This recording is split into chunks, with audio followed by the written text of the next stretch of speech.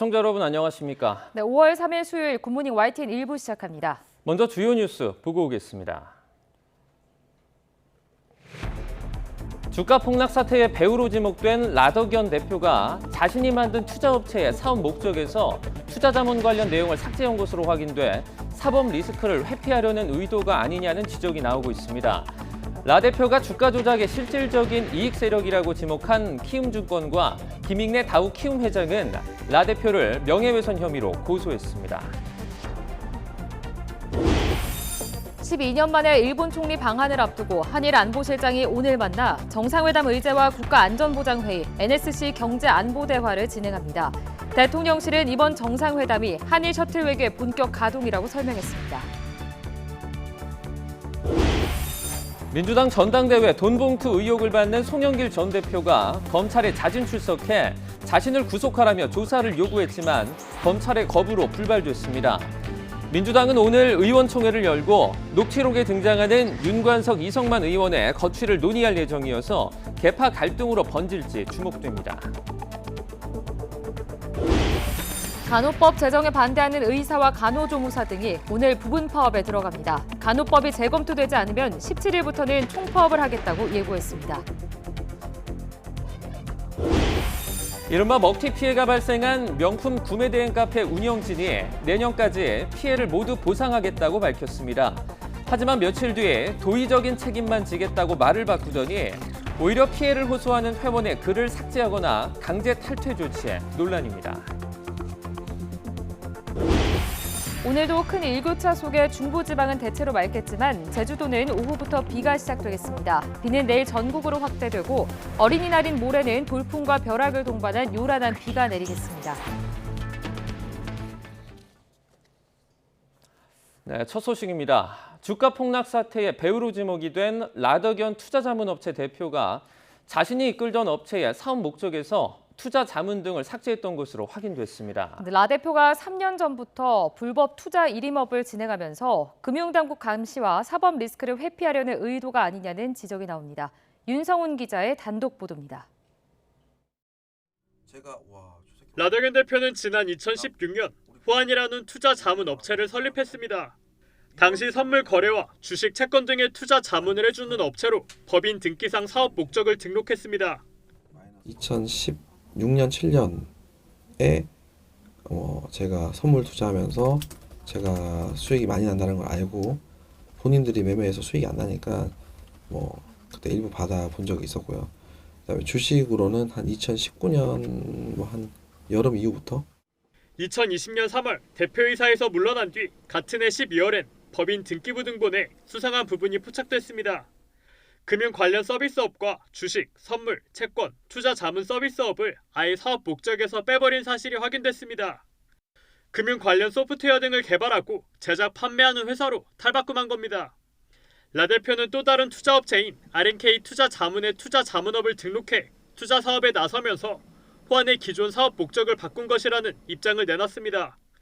그런데 지난 2020년 3월 설립한 R&K 투자 자문 역시 설립 한 달도 되지 않아 투자 컨설팅과 투자 자문업, 투자 대행업을 사업 목적에서 제외했던 것으로 확인됐습니다. 호환의 사업 목적을 변경하기 전 이미 R&K 투자 자문의 사업 목적에서도 투자와 관련된 부분은 제외했던 겁니다. 그런 뒤 재작년 4월에야 투자 컨설팅과 투자 자문업, 투자 조합 결성 업무 등을 사업 목적으로 다시 추가했습니다. 이에 대해 취재진이 거듭 해명을 요청하자 라 대표는 직원들이 한 일이라 기억나지 않는다고 발뺌했습니다.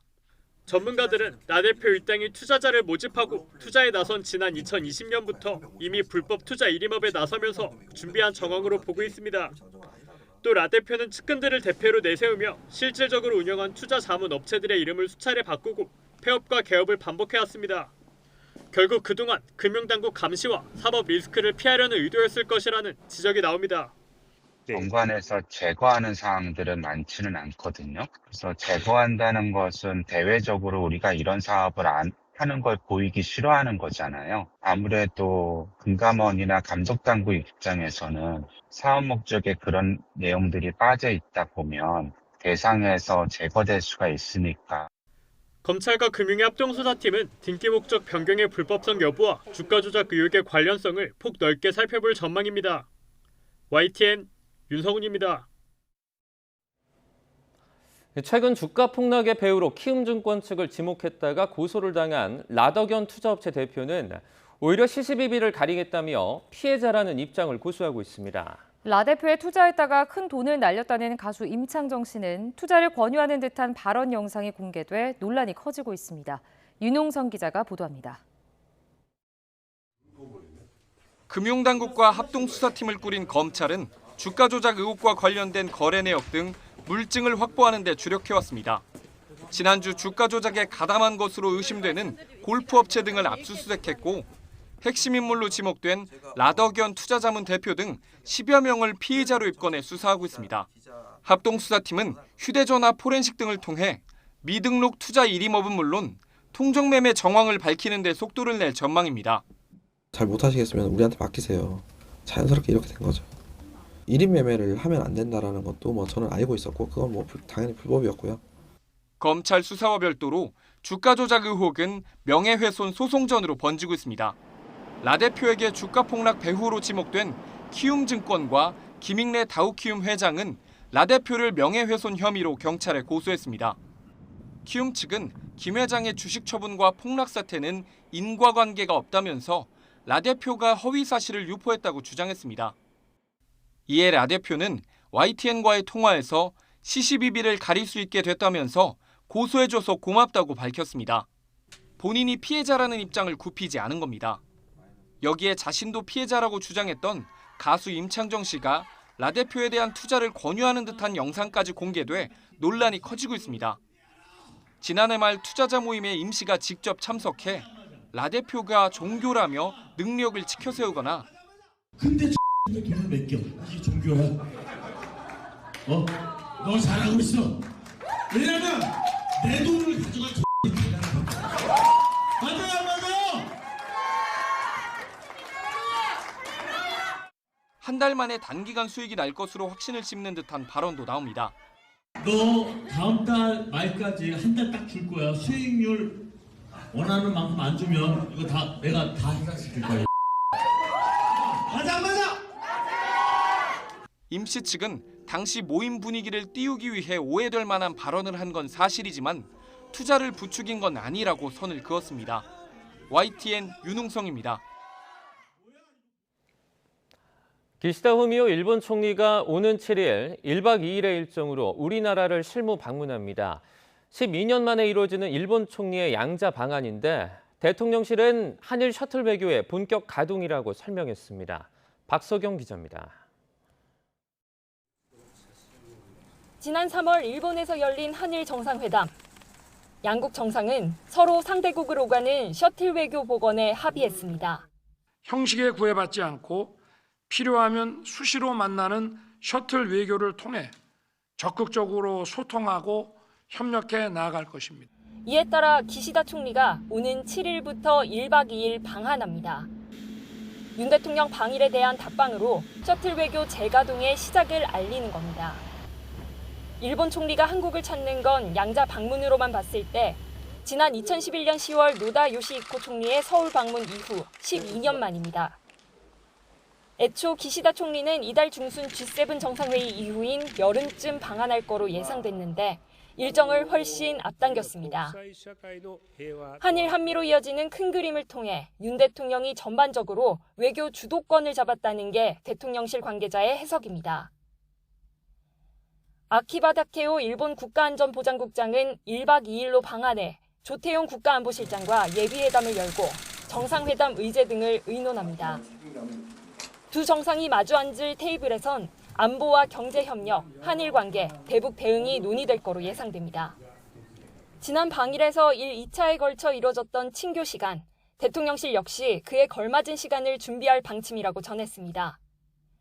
또 기시다 총리와 우리나라 정계 재계 인사들이 만나는 일정도 진행될 것으로 알려졌습니다. 국내에서는 무엇보다 기시다 총리가 강제동원 배상 해법안에 대한 사죄나 반성을 표명할지가 관심입니다. 대통령실 관계자는 YTN에 셔틀 외교를 막 복원한 만큼 좀 더 신뢰가 쌓여야 할 거로 보인다며 전향적 자세를 기대하긴 어려울 거로 내다봤습니다. 이번 방안을 통해 과거사 문제에 대한 일본의 호응을 얻기보다는 한일 관계 개선에 속도를 내 한미일 공조를 더 강화하겠다는 게 대통령실의 전반적인 분위기입니다. YTN 박서경입니다. 기시다 후미오 일본 총리는 이번 정상회담이 여러 국제 정세를 허심탄회하게 이야기할 좋은 기회라며 기대감을 나타냈습니다. 양국은 안보와 경제협력 논의에 속도를 낼 것으로 보이는데 다만 식민 지배에 대한 사죄, 원전 오염수 방출 등 만만치 않은 현안들에 대해 어떤 입장을 내놓을지 주목됩니다. 도쿄에서 김세우 특파원의 보도입니다. 일본 정부는 오는 7, 8일 기시다 총리의 방한이 지난 3월 한일 정상회담 때 양국 정상이 셔틀 외교 재개에 합의한 데 따른 것이라고 밝혔습니다. 아프리카 순방 일정 중 기시다 총리는 셔틀 외교 재개의 첫발이라며 기대감을 나타냈습니다. 今後の日韓関係の加速や激変する国際情勢について腹を割った意見交換を行う良い機会になると期待をしております。以上です。 기시다 총리는 당초 이달 주요 7개국 정상회의 뒤 한국을 찾을 전망이었지만 윤석열 대통령의 일본 방문 2달도 안 돼 전격 답방하는 겁니다. 한미 정상회담에서 바이든 미국 대통령이 윤 대통령의 대일 외교를 긍정평가하고 한미일 공조를 거듭 강조한 것도 한 요인으로 분석됩니다. 일본 언론들은 양국 정상이 대북 대응 등 안보 상황과 반도체 공급망 등 경제 현안을 폭넓게 논의할 것으로 내다봤습니다. 윤 대통령의 방일 이후 두 나라는 국장급 외교 안보 대화를 5년 만에 재개하고 상호 수출 심사 우대국 복원 조치에도 나섰습니다. 따라서 기시다 총리의 이번 방한을 통해 양국은 한미일 안보 협력을 심화하는 한편 경제 안보 논의에도 속도를 낼 것이란 기대가 나옵니다. 다만 식민 지배에 대한 사과와 후쿠시마 원전 오염수 방류 등 첨예한 현안들에서 양국의 기대치가 얼마나 균형을 맞출 수 있을지 지켜봐야 할 것으로 보입니다. 도쿄에서 YTN 김세호입니다. 윤석열 대통령은 여당 지도부와의 만찬에서 방미 성과 등을 설명하며 한미일 관계가 선순환 구조로 돌아섰다고 강조했습니다. 윤 대통령은 어제 국민의힘 지도부와 용산 대통령실 청사 앞 야외 정원에서 가진 만찬에서 한일 관계 물꼬가 트이고 한미 관계가 다시 그 물꼬를 트고 또 한미 관계가 다시 한일 관계에 영향을 주고 있다며 이같이 밝혔습니다. 만찬 내용을 전한 국민의힘 장동혁 원내대변인은 윤 대통령이 한일과 한미 관계 복원을 기초로 한미일이 더욱 공고하고 발전된 관계로 나가야 한다고 말했다고 설명했습니다. 한미 정상이 확장 억제 강화를 위한 워싱턴 선언을 채택했지만 북핵 위협에 대한 한국 국민의 불안이나 자체 핵무장 여론이 사라지지는 않을 것으로 미국 전문가가 전망했습니다. 수미테리 윌슨 센터 아시아국장은 조지 워싱턴대 한국학연구소 온라인 세미나에서 북한이 7차 핵실험을 하거나 대량 살상무기 역량을 고도화하면 한국의 자체 핵무장이나 미국 전술핵 재배치 등 워싱턴 선언에 담기지 않은 조치에 대한 지지가 증가할 것이라고 내다봤습니다. 테리 아시아국장은 하지만 지금 시점에서 워싱턴 선언은 적정한 타협이라며 바이든 행정부가 한국의 우려를 민감하게 받아들인다는 것을 보여주고 한국 방어 공약의 지속성을 강조한다고 평가했습니다. 민주당 전당대회 돈봉투 의혹의 중심에 선 송영길 전 대표가 자진해서 검찰 조사를 받겠다고 나섰지만 검찰의 거부로 불발됐습니다. 송 전 대표는 주변 사람을 괴롭히지 말고 자신을 구속해달라며 검찰이 기획수사, 별건 수사를 하고 있다고 강도 높게 비판했는데요. 검찰은 근거 없는 비난이라고 일축했습니다. 김혜린 기자입니다. 송영길 전 민주당 대표가 서울중앙지검 청사 앞에 모습을 드러냈습니다. 재작년 민주당 전당대회 돈봉투 의혹에 대해 조사받겠다며 검찰 소환 통보 전에 자진해서 출석한 겁니다. 수많은 취재진에다 지지자들과 보수 유튜버들까지 뒤엉켜 아수라장이 된 현관을 지나쳐 곧바로 청사 안으로 들어간 송 전 대표.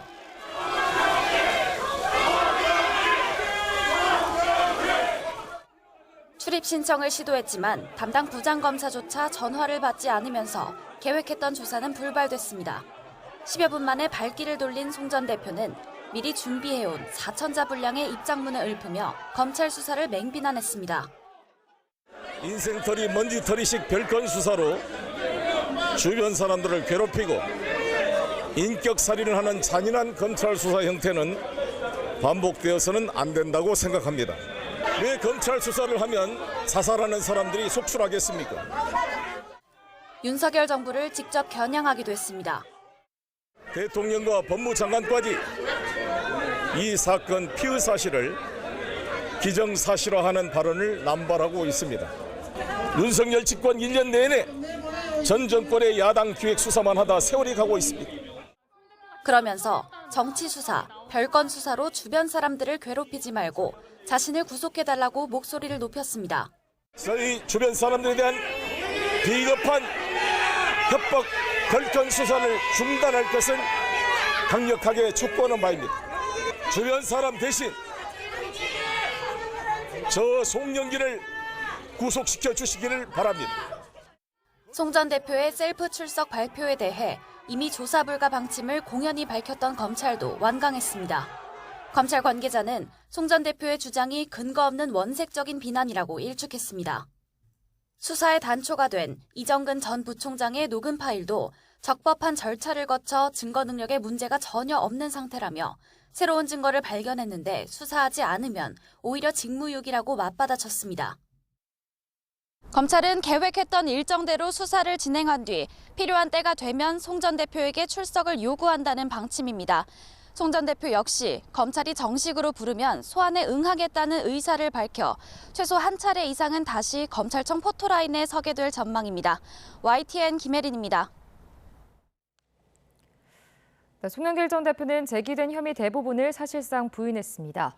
송 전 대표는 어제 검찰 조사 불발 직후 진행한 기자회견에서 외관 조직인 평화와 먹고 사는 문제 연구소를 통해 경선 자금을 조달했다는 의혹과 관련해 자신은 연구소 돈을 한 푼도 쓰지 않았다고 강조했습니다.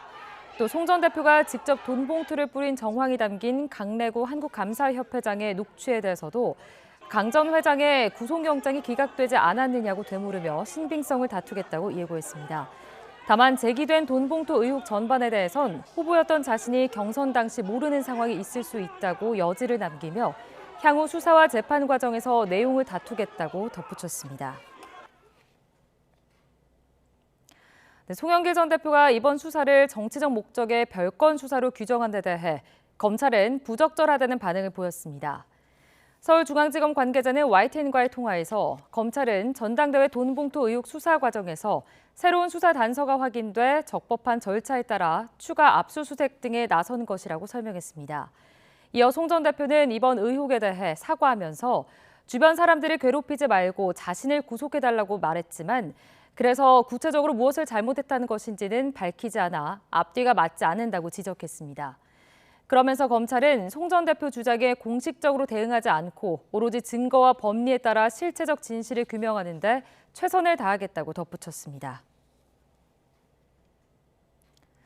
송영길 전 대표의 자진 출석은 정치권 공방으로 이어졌습니다. 민주당 내에선 무엇보다 녹취록에 등장하는 윤관석, 이성만 두 의원의 거취가 관심인데 오늘 의원총회에서 본격 논의될지 관심입니다. 이준엽 기자가 전해드립니다. 돈봉투 의혹의 핵심 당사자 송영길 전 민주당 대표의 검찰 자진 출석을 놓고 여당은 여론 호도를 위한 꼼수 출두쇼, 야당은 책임감에서 비롯된 본인 의지로 평가하며 팽팽히 맞섰습니다.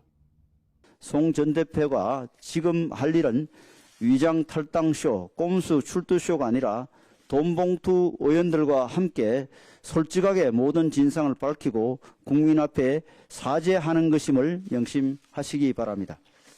그 주변에 대한 압수수색 등이 들어가고 이런 상황에서 정면으로 본인한테 물어볼 것 있으면 정확하게 조사를 해라. 이런 어떤 본인의 의지를 표명하는 것이 아닌가라고 생각을 합니다. 다만 민주당 내 비명계를 중심으로 구속을 피하기 위한 전략이라는 곱지 않은 시선은 여전합니다. 나는 도주의 의사가 전혀 없고 도주할 수도 없다. 이런 점을 실증적으로 보여드림으로써 구속영장 기각의 명분을 쌓겠다. 특히 탈당 요구가 빗발치고 있는 녹취록 등장인물 윤관석, 이성만 의원을 향한 불만의 목소리가 당 지도부로까지 향하면서 계파 갈등으로 확산할 조짐마저 보이고 있습니다. 법률적으로 우리는 한번 기다려 볼게라고 하는 태도를 취한다면 당 지도부가 그 문제에 대해서는 실기하고 있는 문제라고 보여집니다. 이에 따라 박광원 원내대표가 예고한 오늘 의원총회에서 두 의원의 거취 문제가 본격 논의될 가능성이 큽니다. 의원총회 안건으로 원내 운영 방향과 쇄신 의총 방안, 기타 주요 현안 등이 잡혔는데 이 자리에서 탈당 요구가 거세게 분출할 가능성도 배제할 수 없습니다. 당에 필요한 조치에 대해서는 의원들별로 의견이 상당히 다양하기 때문에 그래도 많은 논의가 나오지 않을까 싶습니다. 검찰 수사가 속도를 내면서 돈봉투 의혹의 파장이 어디까지 미칠지 섣불리 내다볼 수 없지만 총선 1년을 앞두고 더 이상 당에 부담을 줘서는 안 된다는 민주당 내 공감대가 있는 만큼 의총에서 어떤 결론이 날지 주목됩니다. YTN 이준엽입니다.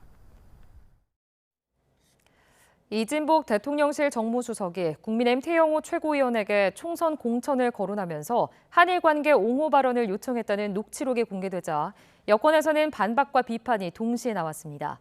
야당은 민주주의에 대한 도전이라고 맹공을 퍼부으며 쟁점화에 나섰습니다. 박광렬 기자의 보도입니다.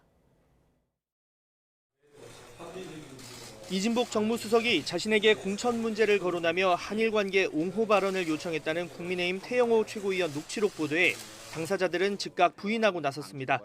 태 최고위원은 보좌진을 독려하는 차원에서 나온 과장 섞인 내용이라며 공천 문제 자체를 들은 적 없다고 반박했고 마침 국회를 찾은 이진복 수석도 그런 얘기를 나눈 적 없다고 거듭해서 강조했습니다. 공천 이야기는 아예도 이야기도 안 했고 일본도 마찬가지죠. 그걸 최고위원 혼자서 할 수 있는 일도 아니잖아요. 지도부는 당사자 입장을 존중한다며 당 차원의 공식적인 대응에는 나서지 않았습니다. 자기가 거짓말했다고 그러잖아. 자기가 부풀렸다고 하잖아. 하지만 당내 비주류에서는 비판 목소리가 터져나왔습니다. 유승민 전 의원은 대통령실의 불법 공천 개입이 아닌지 검찰과 경찰이 수사할 의무가 있다고 주장했고 유승민계로 꼽히는 김웅 의원도 보도가 사실이면 당무 개입, 공천권 개입이라는 중대 범죄라고 지적했습니다. 김 의원은 이어 반대로 태 최고위원이 전혀 없는 일을 꾸며내 거짓말을 한 것이라면 태 최고위원은 대통령실을 음해한 책임을 지고 의원직을 사퇴하라고 촉구했습니다. 민주당은 맹공을 퍼부었습니다. 대통령실이 여당 총선 공천에 분명한 개입 의지를 드러냈다며 누구의 지시와 의중에 따라 태 최고위원을 압박했는지 한 점 의혹도 남지 않게 해명하라고 비판했습니다. 녹취 내용대로 대통령실이 공천을 미끼로 당무에 개입했다면 민주주의의 근간인 삼권 분립을 훼손하는 폭거이자 불법 행위입니다. 당사자들 부인에도 민주당이 배후까지 밝혀야 한다며 대통령실을 겨냥한 공세 수위를 끌어올리고 있어서 논란은 당분간 이어질 것으로 보입니다. YTN 박광렬입니다. 간호법 제정에 반대하는 의사와 간호조무사 등 보건의료단체가 오늘 부분 파업을 진행합니다. 간호법이 재검토되지 않으면 오는 17일에 총파업에 들어갈 것이라고 예고했습니다. 김평정 기자입니다. 간호법 국회 통과에 반발하고 있는 의사협회와 간호조무사협회 등 의료연대가 부분 파업을 시작으로 실력 행사에 나섭니다. 우선 이번 주와 다음 주에 하루씩 연가투쟁과 단축 진료를 하는 부분 파업이 이뤄집니다. 대통령의 제2요구권 행사를 기다린다는 입장인데 받아들여지지 않으면 총파업에 나설 것이라고 경고했습니다. 이 같은 저항에도 불구하고 우리의 요구가 받아들이지 않는다면 오는 5월 17일 400만 연대 총파업 등 수위 높은 투쟁을 불사할 예정임을 밝힙니다.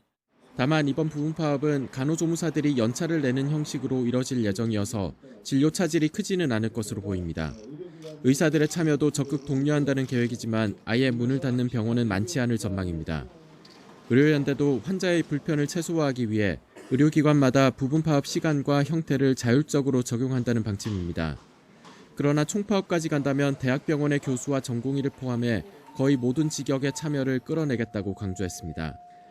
정부는 조규홍 보건복지부 장관 주재로 긴급 상황 점검 회의를 열고 연가투쟁과 휴진 자제를 당부했습니다. 또 응급 환자 대응 체계 구축 등을 점검하는 등 파업으로 인한 진료 차질에 대비하고 있습니다. YTN 김평정입니다. 우리 시각으로 내일 새벽 미국이 기준금리를 또 한 차례 올리면 한미 금리 역전폭은 역대 최대로 벌어질 것으로 예상됩니다. 네, 우리로선 연일 연고점을 경신하고 있는 환율이 여기서 더 오를까 걱정입니다. 김지선 기자입니다. 지난 3월 은행발 위기에도 금리 인상을 단행한 미국 연방준비제도 이사회.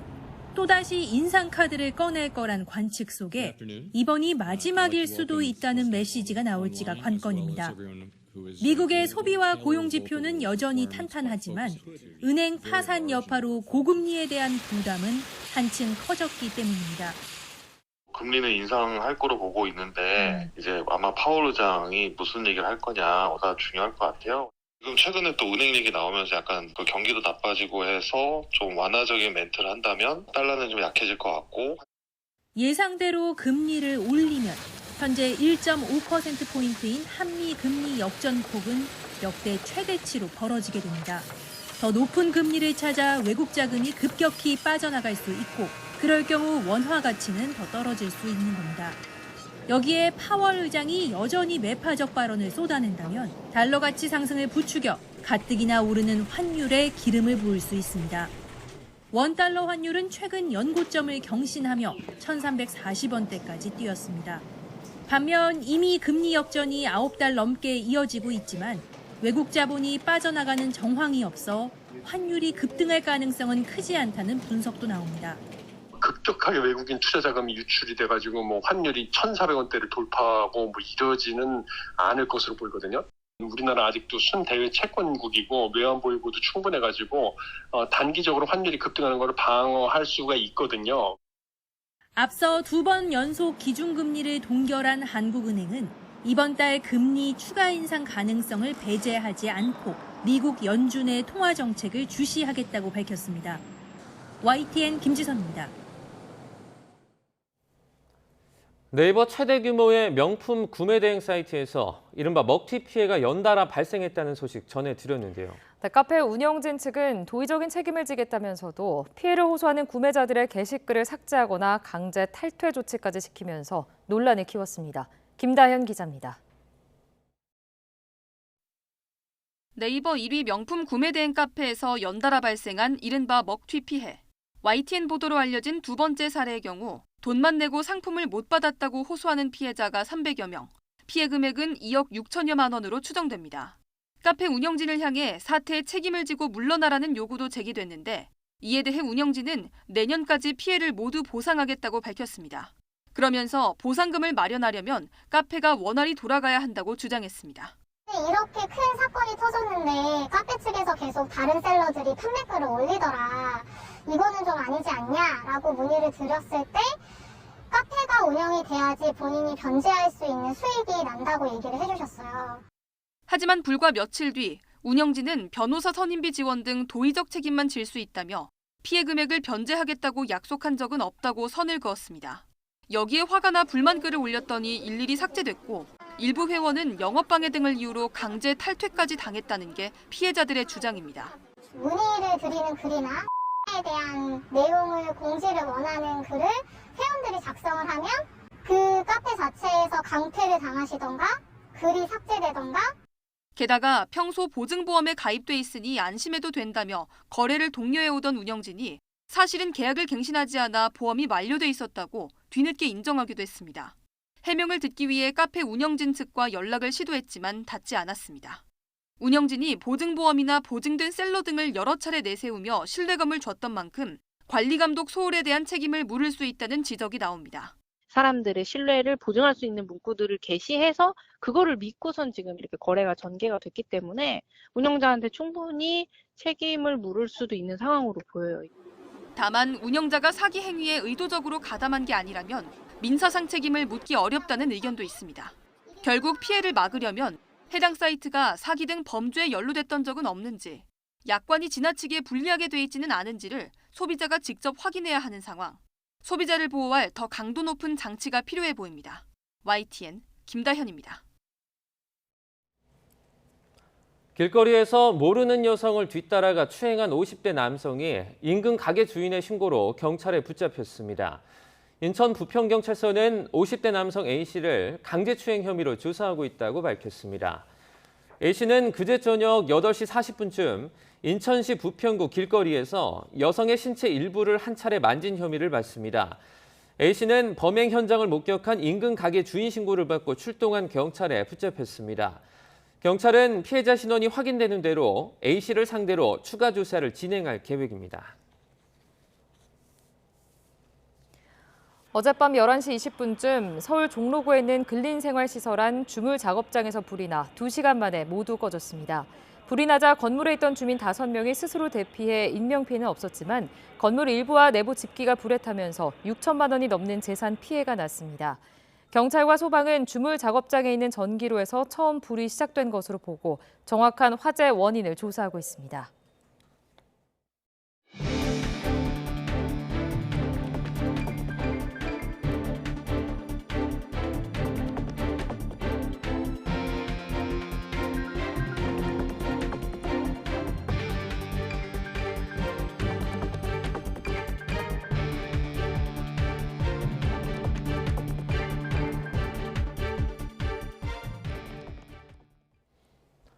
기시다 후미오 일본 총리가 오는 7일에서 8일 1박 2일의 일정으로 한국을 실무 방문합니다. 대통령실은 보도자료를 통해 이같이 공지하며 한일 정상 간의 셔틀 외교가 본격 가동된다고 밝혔습니다. 앞서 윤석열 대통령은 지난 3월 방일 때 기시다 총리를 서울로 초청했는데 대통령실은 이번 기시다의 답방을 통해 미래지향적 양국 관계가 구축될 것으로 기대했습니다. 일본 총리가 한국을 찾는 건 지난 2018년 평창 올림픽 당시 고 아베 신조 총리 이후 5년 만이고 셔틀 외교 차원의 양자 방문은 2011년 노다 요시히코 총리 이후 12년 만입니다. 대통령실은 기시다 총리의 이번 방안에 6호 여사가 동행한다고 밝혔습니다. 기시다 후미오 총리가 이번 정상회담에서 역사인식을 둘러싼 역대 일본 내각의 자세를 계승한다는 견해를 표명할 방침이라고 교도통신이 어제 보도했습니다. 교도통신에 따르면 기시다 총리는 일제강점기 강제징용 피해자 배상 문제와 관련해 식민지 지배의 통절한 반성과 마음으로부터의 사죄를 명기한 1998년 한일 공동선언을 언급하며 이 같은 입장을 밝힐 것으로 보입니다. 교도통신은 한국 정부가 추진하는 징용 배상 문제 해결책을 지원하려는 의도가 있다고 분석했습니다. 지난달 한미 정상 간 북핵 억지 등을 담은 워싱턴 선언이 발표됐는데요. 이 선언을 비난하는 중국에 윤석열 대통령은 강한 비판을 내놨습니다. 국제사회의 북한 제재에 동참하지 않는다는 점을 들며 이런 상황에선 우리는 선택의 여지가 없다고 강조했습니다. 박소정 기자가 보도합니다. 대통령실 앞 야외 공원에서 열린 출입기자단 오찬 간담회. 윤석열 대통령은 한미 정상회담에서 나온 워싱턴 선언에 대한 중국의 반발을 일축했습니다. 중국의 강한 반응을 예상했느냐는 질문에 안보리 결의를 위반하는 북한에 대한 제재에 중국이 전혀 동참하지 않으면서 어떻게 하라는 것이냐며 반문했습니다. 그러면서 우리는 선택의 여지가 없다고 표현했습니다. 워싱턴 선언의 이의를 제기하려면 핵 위협을 줄여주거나 적어도 안보리 제재라는 국제법은 지켜줘야 한다고도 지적했습니다. 반중 그리고 친미 노선을 걸을 수밖에 없는 배경을 강조한 겁니다. 다만 중국이 적대 행위만 안 하면 얼마든지 경제 문제는 풀어나갈 수 있다고 부연했습니다. 식사를 마친 뒤 마이크를 잡고선 취임 1년을 맞은 소회를 이렇게 밝혔습니다. 비판도 받고 또 격려도 받고 하다 보니까 이제 언제 1년 오나 했더니 벌써 1년이 이제 왔습니다. 대통령을 하면서 느낀 가장 중요한 덕목은 인내심이라고도 했습니다. 취임 1주년 기자회견은 아직 정하지 않았다며 성과 자료를 내고 자화자찬하는 건 국민 앞에 예의가 아니라고 했습니다. 이번 간담회에 깜짝 등장한 윤 대통령. 지난해 11월 출근길 약식회견 중단 이후 기자단과 질의응답을 한 건 거의 6개월 만인데 이런 농담도 건넸습니다. 처음에는 취임하고 메일 받잖아요. 그죠? 근데 안 보니까 좀 섭섭하죠? 근데 나는 살이 찌더라고. 윤 대통령은 지난 1년을 돌아보고 변화의 속도와 방향을 수정할 부분은 수정하겠다고 말을 했습니다. 급격한 개혁보다는 꾸준한 변화에도 방점을 뒀는데 취임 1년을 맞아 어떤 방향성을 제시할 것인지 관심입니다. YTN 박소정입니다. 일본 정부가 더불어민주당 전용기 의원이 독도를 방문한 데 대해 외교 경로를 통해 항의했다고 교도통신이 보도했습니다. 보도에 따르면 일본 정부는 전 의원의 독도 방문과 관련해 도저히 받아들일 수 없으며 매우 유감이라고 강하게 항의했습니다.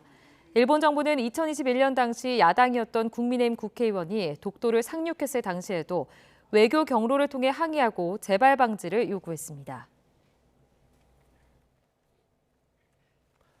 재작년 더불어민주당 전당대회 돈봉투 의혹의 핵심 인물 송영길 전 대표가 검찰에 자진 출석했지만 검찰이 거부해 조사는 불발됐습니다. 송 전 대표는 어제 오전 서울중앙지방검찰청을 찾았지만 조사가 어렵다는 검찰 측의 입장을 전달받고 로비에서 막혀 더는 들어가지 못했습니다. 발길을 돌린 송 전 대표는 미리 준비한 입장문을 통해 검찰이 자신을 소환하지 않고 주변 사람을 괴롭히고 있다면서 그 대신 자신을 수사하고 구속해달라고 주장했습니다. 송영길 전 대표는 자신을 구속해달라고 검찰에 촉구하면서도 돈봉투와 관련된 혐의는 사실상 대부분 부인했습니다. 일부 녹음 파일이 공개된 사실관계에 대해선 즉답을 피하며 수사와 재판 과정에서 다투겠다는 뜻을 밝혔는데요. 송 전 대표가 자진 출석한 의도가 뭔지를 두고도 여러 해석이 나옵니다. 최민기 기자입니다. 6장 분량이나 준비해온 송영길 전 대표의 입장문은 대부분 윤석열 정부와 검찰에 대한 비판으로 채워졌습니다. 물론 사과도 했습니다. 2년 전 민주당 전당대회 금품 수수 논란에 대하여 송구스럽고 죄송하다는 말씀을 드립니다. 그러나 재작년 당대표로 선출된 전당대회에서 돈봉투 살포에 관여한 혐의는 사실상 대부분 부인했습니다. 제기된 일부 증거인멸 정황에 대해선 방어권을 강조했습니다. 한동훈 법무부 장관도 이야기했던 것처럼 검찰이 수사권이 있으면 저희는 방어권이 있는 것입니다. 대한민국 검찰을 어떻게 믿을 수가 있습니까? 특히 송 전 대표가 직접 돈봉투를 뿌린 정황이 담긴 강래구 한국감사협회장의 녹취에 대해선 강 회장의 구속영장이 기각되지 않았느냐고 반문했습니다. 후원 조직, 먹고 사는 문제연구소와 관련해선 회계장부를 분석하면 되는 일이라며 경선 자금으로 한 푼도 가져다 쓴 적이 없다는 취지로 답했습니다. 그러면서도 잇따라 공개된 녹음 파일 속 돈봉투 살포 정황을 모두 부정하는 것이냐는 질문엔 이렇게 여지를 남겼습니다. 후보로서 30분 단위로 전국을 뛰어다니는 상황이었습니다. 제가 모르는 상황이 있을 수도 있는 거기 때문에 검찰이 소환해서 조사할 것이고. 검찰의 조사 불가 방침에도 송 전 대표가 자진 출석을 강행한 배경엔 준비한 입장문 내용대로 검찰 수사의 부당성을 부각하는 의도가 우선 작용한 것으로 보입니다. 수사에 적극 협조하는 모습을 보여줘 향후 있을지 모르는 구속영장 청구에 대비하기 위한 차원이라 해석도 나옵니다. 향후 검찰이 구속영장 신청을 할 때 다소 부담을 느낄 수 있습니다. 조사를 받겠다는 의사를 여러 차례 내비치고 실제 출석도 하는 모습이라면 도주의 우려가 있다고 보기는 어렵기 때문입니다. 실제 비서 성폭행 혐의로 실형이 확정된 안희정 전 충남지사의 경우 과거 잠적 나흘 만에 자진 출석한 이후 검찰이 청구한 구속영장이 2차례 모두 기각되기도 했습니다. 사전 조사나 면담을 통해 검찰이 준 패를 미리 탐색하려는 의도도 있었을 거란 해석도 나오는데 검찰의 거부로 달성되지 못했습니다. 검찰은 송 전 대표의 자진 출석 의도와 무관하게 압수물 분석과 주변 조사에 더 속도를 낸다는 방침입니다. YTN 최민기입니다. 국민의힘 당무감사위원회가 불법 정치자금 수수 혐의를 받는 김연아 전 의원에 대한 조사에 착수했습니다. 신혜진 당무감사위원장은 어제 국민의힘 중앙당사에서 첫 회의를 마친 뒤 기자들과 만나 김 전 의원에 대한 강도 높은 당무조사를 하기로 했다고 밝혔습니다. 이어 윤리적인 측면을 상당히 중요하게 보고 있다며 시의원과 구의원 등에 대한 공천 권한을 가진 당협위원장인 만큼 김 전 의원의 행동이 옳았는지 철저히 조사하겠다고 강조했습니다. 건설 노조 압박을 중단하라며 구속 전 피의자 신문을 앞두고 법원 앞에서 분신을 시도했다가 숨진 건설 노조 간부가 가족과 노조, 야당 앞으로 각각 유서를 남긴 것으로 확인됐습니다. 건설노조 소속 간부 양모 씨는 어제나 1시쯤 병원에서 치료를 받던 중 숨졌습니다. 건설노조 관계자는 양 씨가 가족에 남긴 유서 외에 노조와 야당 앞으로 남긴 유서가 추가로 발견됐다고 전했습니다. 더불어민주당, 정의당, 진보당, 기본소득당 등 각 당 관계자들은 오늘 오전 10시에 강릉경찰서에서 유서를 함께 확인할 방침입니다. N번방 사건 이후에도 여전히 아동 성착취물 관련 범죄가 끊이질 않고 있습니다. 제주에서 성착취물 관련 범죄자 11명이 경찰에 붙잡혔고 이들 가운데 성착취물을 제작한 3명은 구속됐습니다. 고재영 기자입니다. 경찰이 성착취물 제작 혐의를 받는 20대 A씨 집을 덮칩니다. 장애가 있는지는 모르겠고 청소년은 만난 적이 있죠. 만난 것도 그냥 술 먹고 그냥 가끔 만난 것도 있어요. A씨는 채팅앱에서 만난 10대 여학생 3명에게 용돈을 주고 담배도 사주겠다며 꼬여 모텔 등에서 성을 매수하고 성착취물을 만든 혐의입니다. 경찰은 올해 초부터 수사를 벌여 A씨 등 아동 성착취물 관련 범죄자 11명을 검거했습니다. A씨를 비롯해 지적 장애를 앓는 10대 학생을 대상으로 성착취물을 만든 50대와 전 여자친구의 성착취물을 갖고 있던 20대 등 3명이 구속됐습니다. 또 성착취물을 판매한 혐의로 10대 청소년을 포함한 8명을 불구속 수사했습니다. 경악스럽게 좀 엽기적인 사진도 좀 많았고 영상도 많았고 해서 되게 많이 당황스러웠습니다. 그 중에서 저희가 아동 청소년에 관련된 그것만 추려가지고 이렇게 좀 검거를 한 겁니다. 아동 성착취물을 판매한 피의자들은 용돈이 필요해 범행을 저질렀다고 경찰 조사에서 밝혔습니다. 성착취물 피해자 중에는 초등학생도 여럿 있는 것으로 파악됐습니다. 경찰은 이들을 검찰로 넘기고 성착취물 범죄에 대해 모니터링을 더욱 강화할 계획입니다. YTN 고재영입니다. 네, 미리 보는 오늘입니다. 더불어민주당은 오늘 오후 박광온 원내대표 선출 이후 첫 의원총회를 열어 향후 원내 운영 방향과 함께 이른바 쇄신 의총 방안을 논의합니다. 특히 쇄신 의총은 박 원내대표가 전당대회 돈봉투 의혹과 관련해 후속 대책 마련을 논의하기 위해 진행키로 한 공약 사안으로 녹취록에 등장하는 윤관석, 이성민 두 의원 거취 문제를 집중적으로 다룰 예정이라 주목됩니다. 국회 국토교통위원회는 오늘 오전 국토법안심사소위원회를 열고 전세사기 특별법 처리를 시도합니다. 앞서 그제 정부와 여당은 전세사기 피해자 인정 요건을 완화하는 수정안을 제출했지만 지원 대상을 전세사기로 제한하는 건 지나치게 협소하다는 야당과 이견을 좁히지 못했습니다. 감사원 감사를 받는 전현희 국민권익위원장이 오늘 감사원에 출석합니다. 전 위원장이 감사원 감사가 시작된 이후 출석하는 건 이번이 처음인데요. 앞서 감사원은 지난해 7월 상습 지각 등 복무기강회의에 대한 제보를 받고 특별감사에 착수했습니다. 간호법 제정에 반대하는 대한의사협회 등 13개 보건의료단체가 오늘 부분 파업을 진행합니다. 의사협회와 간호조무사협회 등 13개 단체 보건복지의료연대는 오늘 연기 투쟁과 진료 단축 등의 부분 파업을 한다고 밝혔습니다. 서울시가 가정의 달인 5월을 맞아 온라인 쇼핑몰에서 쓸 수 있는 이 서울사랑 상품권을 7% 할인된 금액에 판매한다고 밝혔습니다. 오늘 오전 11시부터 판매를 시작하며 전체 발행 규모는 50억 원입니다. 지금까지 미리 보는 오늘이었습니다.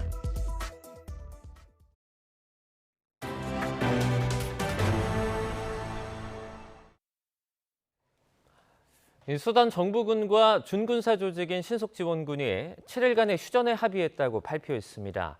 하지만 유명무실했던 그간의 합의를 감안하면 이번에도 이 약속이 지켜질지는 불투명합니다. 이런 가운데 유엔은 이번 사태로 초기 단계에서만 80만 명이 수단을 탈출할 것으로 내다봤습니다. 보도에 이상순 기자입니다. 트럭 짐칸을 꽉 채운 수단 일가족 28명의 표정이 밝아졌습니다. 곧 이집트 국경을 넘을 수 있기 때문입니다. 하지만 사선을 넘은 대가로 전 재산을 쏟아부어야 했습니다. احنا من الخرطوم كانت جرنا عربيه ب 2 مليار وما في قروش عشان احنا ندفع بالمبلغ ده ولمينا كل الاشياء اللي عندنا دولار اللي عندنا ذهب. 수단과 접한 이집트에는 육로뿐만 아니라 나일강으로도 피난민이 쏟아져 들어오고 있습니다. 유엔은 이미 33만 명이 피난길에 올랐고 이 중 10만 명이 이렇게 국경을 넘었다고 전했습니다. 유엔은 그러나 수단발 엑소더스는 이제 시작에 불과한 것으로 보고 있습니다. Alongside governments and partners, UNHCR, the UN Refugee Agency, has determined an initial planning figure of more than 800,000 refugees and returnees that may flee Sudan to neighboring countries. 이렇게 되면 난민이 유입되고 있는 남수단과 차드, 이집트 등 북아프리카 전역에 인도주의적 위기가 확산할 수도 있습니다. It's a real concern and we just need to find peace. We need the two parties to the conflict to come together and find a way to resolve the conflict because this has the possibility of destabilizing the whole region. 이런 가운데 수단 정부군과 준군사 조직인 RSF는 현지 시간 4일부터 7일간 원칙적으로 휴전에 합의했습니다. 양측은 대화를 위한 대표 지명에도 합의한 것으로 전해졌습니다. 하지만 7일간의 휴전 발표 직후에도 수단의 수도 하르툼 곳곳에선 여전히 검은 연기가 치솟았습니다. 앞선 휴전처럼 이번에도 휴전 약속이 제대로 지켜질지는 지극히 불투명해 보입니다. 2019년 알바시르 대통령의 30년 독재 정치를 무너뜨린 정부군의 브루원 장군과 RSF의 다갈로 사령관은 결국 또 다른 권력 다툼을 벌이며 수단 사람들을 재앙에 빠뜨리고 있습니다. YTN 이상순입니다. 프로축구 40주년을 맞아 신설된 K리그 명예전당 1회 대상자로 최순호, 홍명보, 신태용, 이동국이 이름을 올렸습니다. 올해 창설된 K리그 명예전당은 선수, 지도자, 공헌자 3개 부문으로 구성되며 지도자 부문에는 김정남 전 유공감독과 고 박태준 포스코 명예회장이 초대 헌액에 영광을 안았습니다. 오늘도 예년보다 따뜻한 날씨가 이어지면서 봄 기운이 가득하겠습니다. 현재 서울 기온은 13.4도로 어제보다 공기가 부드럽고요. 한낮에도 26도까지 올라 어제보다 또 예년보다 2, 3도가량 높겠습니다. 다만 일교차는 여전히 15도 안팎으로 크게 벌어지겠습니다. 오늘 중부지방은 구름이 많이 끼겠고 남부지방은 흐리겠습니다.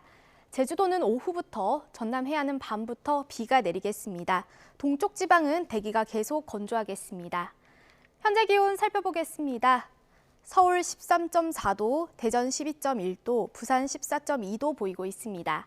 오늘 낮 기온은 예년과 비슷하거나 조금 높겠습니다. 서울 26도, 대전 26도, 광주 23도가 예상됩니다. 어린이날인 금요일에는 전국에 비 소식이 있습니다. 오늘 오후 제주도에서 시작된 비가 내일은 전국으로 확대되겠고요. 토요일까지 길게 이어지겠습니다. 곳에 따라 벼락과 돌풍을 동반한 요란한 비가 내리겠고 호우특보가 내려질 가능성도 있습니다. 시설물 관리와 안전사고에 각별히 유의하시기 바랍니다. 날씨였습니다. 굿모닝 YTN 1부는 여기까지입니다. 잠시 후 2부가 이어집니다. 시청해주신 여러분 고맙습니다.